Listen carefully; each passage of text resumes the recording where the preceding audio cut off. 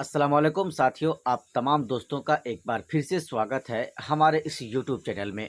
दोस्तों, इस वीडियो में हम आपको बताएंगे कि इसी साल 6 महीने के बाद बिहार में विधानसभा का चुनाव होना है और उस विधानसभा के चुनाव में एमआईएम पार्टी के उम्मीदवार पूरी मजबूती के साथ अपने अपने क्षेत्र में अपने अपने विधानसभा में पूरी ताकत के साथ काम कर रहे हैं, संगठन को मजबूत कर रहे हैं। जी हाँ, इस वीडियो में हम आपको 3 से 4 ऐसे विधानसभाएं हैं जिनके बारे में हम आपको बताएंगे कि इस बार इन तमाम विधानसभाओं में एमआईएम पार्टी का क्या होने वाला है। सबसे पहले हम सीमांचल की बात करेंगे और सीमांचल के किशनगंज जिले की बात करेंगे। किशनगंज जिले के ठाकुरगंज एक ऐसा विधानसभा है जहां पर 2020 में एमआईएम पार्टी के उम्मीदवार हाफिज महबूब आलम को कामयाबी नहीं मिली थी और महज वो 22,000 वोट ही लाए थे। लेकिन जब 2025 की बारी आई तो एमआईएम पार्टी की जब 2024 में जब लोकसभा की बारी आई तो एमआईएम पार्टी की तरफ से अख्तरुल ईमान साहब चुनावी मैदान में थे, यानी एमपी का वो चुनाव लड़ रहे थे और उस चुनाव में अख्तरुल ईमान साहब को तकरीबन 52,000 वोट यहाँ पर मिला है। भले ही अख्तरुल ईमान चुनाव हार गए हों, लेकिन जब 2024 के लोकसभा के चुनाव में जब 52,000 वोट मिला, यानी 2020 के मुकाबले 2024 में तकरीबन अगर आप देखेंगे तो 28,000 वोट ज़्यादा एमआईएम पार्टी को मिला।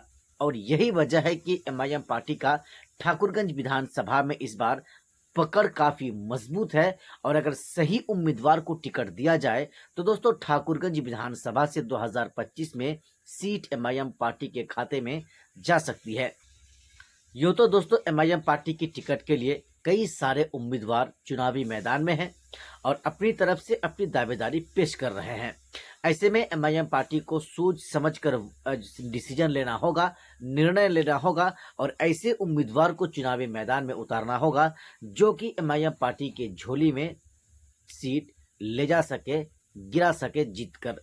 दोस्तों, अब हम जरा आपको बताते हैं ठाकुरगंज विधानसभा इसलिए एक बहुत बेहतरीन विधानसभा है इस बार का। अगर हम देखें एमआईएम पार्टी के लिए तो जिस तरह से एमआईएम पार्टी का क्रेज बढ़ा है, जब लोगों की चाहत बढ़ी है तो 2025 में एमआईएम पार्टी के उम्मीदवार चुनाव यहां से जीत सकते हैं, ऐसी उम्मीद लगाई जा रही है। अब दोस्तों हम आपको बताते हैं बहादुरगंज विधानसभा, जो कि ठाकुरगंज विधानसभा से सटा हुआ है और बहादुरगंज विधानसभा में एमआईएम पार्टी को 2020 में जबरदस्त और धमाकेदार जीत मिलती है। यानी इस बार एमआईएम पार्टी का उम्मीदवार वहां पर नहीं है, चूंकि जो एमआईएम पार्टी के उम्मीदवार जो वहां पर थे और चुनाव जीते थे अनजार नईमी साहब, वो अब आरजेडी पार्टी में जाकर शामिल हो गए हैं।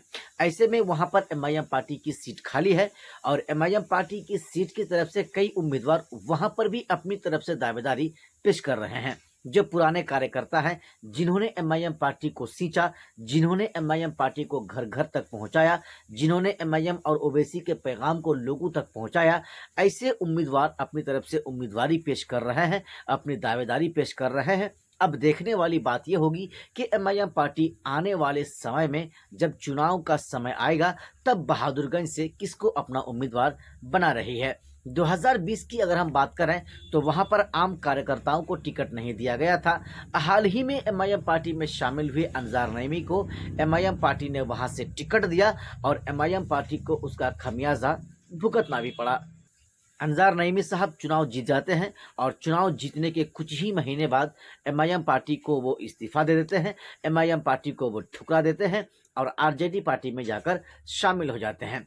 वैसे दोस्तों अगर बहादुरगंज विधानसभा की भी अगर हम बात करें तो वहां से भी कई ऐसे जो पुराने कार्यकर्ता हैं वो तो हैं ही, कुछ नए ऐसे लोग हैं जो एमआईएम पार्टी में एंट्री करने के लिए कोशिश कर रहे हैं। हालांकि अभी तक एमआईएम पार्टी में शामिल नहीं हुए हैं। इन लोगों का ये मानना है कि एन वक्त में हम एमआईएम पार्टी में शामिल होंगे और एमआईएम पार्टी की टिकट से चुनाव लड़ेंगे और चुनाव लड़कर चुनाव जीत जाएंगे। हालांकि एमआईएम पार्टी को वहां पर भी जबरदस्त फैसला लेना होगा, सोच समझ कर फैसला लेना होगा, अन्यथा वहां के कार्यकर्ता एमआईएम पार्टी से अलग हो सकते हैं, एमआईएम पार्टी से नाराज हो सकते हैं। क्योंकि 2020 में जितना वोट एमआईएम पार्टी को मिला था लगभग उतने ही, लगभग 65 से 67,000 वोट 2024 में लोकसभा के चुनाव में अख्तरुल ईमान साहब को भी मिला। कुल मिलाकर ये समझ में आ रही है कि एमआईएम पार्टी का वहां पर जो वोटर था वो अभी भी एमआईएम पार्टी से जुड़े हुए हैं, भले ही एमआईएम पार्टी के विधायक दूसरी पार्टी में जाकर शामिल हो गए हों। दोस्तों, 2 विधानसभा की बात हो गई। अब हम आपको बताते हैं कोचाधामन विधानसभा। कोचाधामन ऐसा विधानसभा जहां से एमआईएम पार्टी ने इजहार अशफी को टिकट दिया था और इजहार अशफी साहब भी चुनाव जीते और माशाल्लाह अच्छे वोटों के अंतराल से जीते और चुनाव जीतने के बाद वो बिहार विधानसभा पहुंचे। चुनाव जीतने के वो भी कुछ ही महीने के बाद अंजार रहीमी के साथ साथ वो भी आरजेडी पार्टी में जाकर शामिल हो गए। फिलहाल दोस्तों, एमआईएम पार्टी का खाता वहां पर भी बंद है, वहां पर भी खाली है, यानी उम्मीदवार वहां पर भी नहीं है। अब हम एमआईएम पार्टी की तरफ से उम्मीदवार की चिन्हित वहां से भी की जा रही है कि भाई किसको टिकट देने से एमआईएम पार्टी की झोली में वहां पर सीट जाए फिर से 2020 की तरह। हालांकि इस बार वहां पर भी एमआईएम पार्टी की दावेदारी पेश करने वाले बहुत ज्यादा हैं। हर कोई सोच रहे हैं कि एमआईएम पार्टी की टिकट उनको मिले और वो एमआईएम पार्टी की टिकट से चुनाव लड़े और विधायक बन जाए। लेकिन एमआईएम पार्टी वहां पर भी सोच समझकर फैसला करेगी, क्योंकि वहां पर भी अगर गलत लोगों को टिकट दे दिया गया तो फिर एमआईएम पार्टी के कार्यकर्ता नाराज हो सकते हैं। चूंकि दोस्तों, इजहार अशफी पर सबसे ज्यादा लोगों का भरोसा था। सब ये सोच रहे थे कि और सब चले जाएंगे, एमआईएम पार्टी को छोड़ देंगे, लेकिन इजहार अशफी एक हाजी साहब है और ये एमआईएम पार्टी को धोखा नहीं देंगे। असदुद्दीन ओवैसी साहब के साथ ये धोखा नहीं करेंगे। लेकिन दोस्तों, देखने को क्या मिला, ये भी एमआईएम पार्टी को धोखा दिए, ओवैसी के साथ गद्दारी कर लिए और आरजेडी पार्टी में जाकर शामिल हो गए। दोस्तों, चौथा विधानसभा हम आपको बता रहे हैं वो है किशनगंज विधानसभा।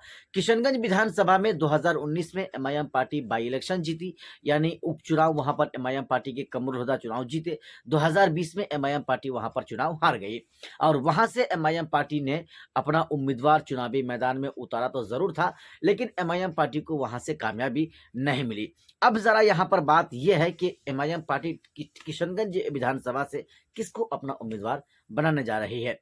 वहां से भी कई ऐसे उम्मीदवार हैं जो अपने आप की तरफ से दावेदारी पेश कर रहे हैं और एमआईएम पार्टी की तरफ से चुनाव लड़ने की बातें कर रहे हैं। हालांकि एमआईएम पार्टी को वहां के बारे में भी सोच समझ कर फैसला करना होगा, क्योंकि कमरुल हुदा एमआईएम पार्टी में नहीं है, इसलिए एमआईएम पार्टी की सीट वहां पर खाली है। अब एमआईएम पार्टी वहां पर किसको टिकट दे रही है, ये तो एमआईएम पार्टी के जो ऊपर के लोग हैं, जो आला कमान के लोग हैं, यही फैसला करेंगे। लेकिन इन चारों विधानसभा की अगर हम बात करें तो 2 मिसिंग विधानसभा सीट है, किशनगंज विधानसभा और ठाकुरगंज विधानसभा। लेकिन 2 विधानसभा एमआईएम पार्टी की तरफ से जीता हुआ उम्मीदवार है। एमआईएम पार्टी का वहां पर उम्मीदवार जो था वो चुनाव जीते थे एमआईएम पार्टी से, बहादुरगंज और कोचाधामन। ऐसे में एमआईएम पार्टी का जो है दबदबा बहुत ज्यादा बढ़ा हुआ है। ठाकुरगंज से इंशाल्लाह एमआईएम पार्टी का विधायक इस बार बन सकता है, ऐसी उम्मीद लगाई जा रही है, जताई जा रही है, बशर्ते के वहां पर जो लायक उम्मीदवार होगा उनको टिकट दिया जाए तो लोग सोच सकते हैं। अन्यथा महागठबंधन का जो होड़ चला हुआ है, महागठबंधन का जो हवा चली हुई है, लोग जिस तरह से तेजस्वी यादव को पसंद कर रहे हैं, तेजस्वी यादव की जो लोकप्रियता बढ़ रही है, फिर दोस्तों कहना मुश्किल है। आप 2-4 सीट ही जीत सकते हैं, 2-4 सीट में आप खेला बिगाड़ सकते हैं और लेकिन फिर एमआईएम पार्टी की तरफ से जो उम्मीदवार होंगे वो चुनाव जीत भी सकते हैं, चुनाव हार भी सकते हैं, लेकिन तेजस्वी प्रसाद यादव जो अपने मंसूबे को लेकर चल रहे हैं उसमें वो कामयाब हो जाएंगे। ऐसे में एमआईएम पार्टी को चाहिए कि सोच समझकर जो उम्मीदवारी का लायक है उनको टिकट दिया जाए। जिन्होंने एमआईएम पार्टी को सींचा है, जिन्होंने एमआईएम पार्टी के लिए काम किया है, ऐसे लोगों को टिकट देकर चुनावी मैदान में उतारना चाहिए, ताकि लोग उन पर खुश हों, उनके साथ खुश हों, उनका साथ देकर चले, उनके साथ कंधा से कंधा मिलाकर चले और फिर उनको वोट भी दे और जिताकर बिहार विधानसभा के अंदर भेजे भी। बाकी दोस्तों, आपको क्या लग रहा है इन चारों विधानसभा के बारे में?